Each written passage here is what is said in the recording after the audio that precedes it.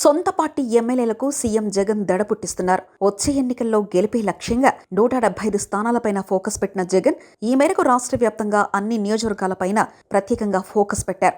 Survey నివేదికల ఆధారంగా నియోజకవర్గ ఇన్ఛార్జీల నియామకాలకు శ్రీకారం చుట్టారు. ఇప్పటికే కొంతమంది నియోజకవర్గ ఇన్ఛార్జీలను మార్చగా ఇంకా అనేక మంది స్థానాల్లో మార్పులు చేర్పులు శ్రీకారం చుట్టారు. దీంతో ప్రస్తుత సిట్టింగ్ ఎమ్మెల్యేలతో పాటు నియోజకవర్గ ఇన్ఛార్జీలోనూ టెన్షన్ పెరిగిపోయింది. జగన్ ఎప్పుడు ఏ వార్త చెప్తారో తెలియక టెన్షన్ పడిపోతున్నారు. మరోవైపు తెలుగుదేశం పార్టీ కూడా అధికారం కోసం పొత్తులు ఎత్తులతో వ్యూహరచన చేస్తోంది. 2024లో అధికారం చేపట్టాలని టీడీపీ పక్కా ప్రణాళికలతో ముందుకెళ్తుంది. ఇక ఏపీలో ఒక సంచలన సర్వే విడుదలైంది. ఎన్నికలు సమీపిస్తున్న కొద్దీ కొత్త సర్వేలు రాజకీయంగా సంచలనం రేపుతున్నాయి. వచ్చే ఎన్నికల్లో ఏపీ అధికారంలోకి వచ్చేది ఎవరు? జగన్, చంద్రబాబు, పవన్ కళ్యాణ్ వీరిలో ముఖ్యమంత్రి పగ్గాలు చేపట్టేది ఎవరు? ఈ ప్రశ్నలకు సమాధానాల కోసం ఏపీ ప్రజలే కాకుండా యావత్ తెలుగు సమాజం ఆసక్తిగా ఎదురుచూస్తుంది. ప్రముఖ రాజకీయ విశ్లేషకులు కాండ్రగుల ప్రసాద్ ఓ సర్వేను బయటపెట్టారు.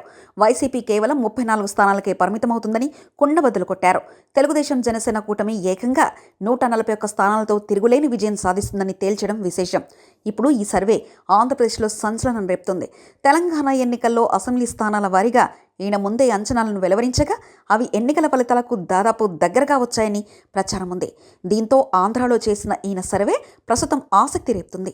అయితే నెక్స్ట్ సీఎం చాయిస్ విషయంలో జగన్, చంద్రబాబు ఇద్దరూ సమఉజ్జులుగా ఉండడం మాత్రం ఆసక్తికర పరిణామం.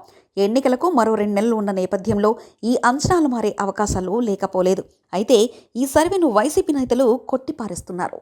ఇకపోతే ఉమ్మడి కడప జిల్లాలో 10 సీట్లలో వైసీపీ 8 స్థానాల్లో విజయం సాధిస్తుందని, టీడీపీ 2 స్థానాల్లో మాత్రమే విజయం సాధిస్తుందని ఈ సర్వే తెలిపింది. మరి చూడాలి ఈ సర్వే ఫలితాలు ఎంతవరకు నిజమవుతాయో.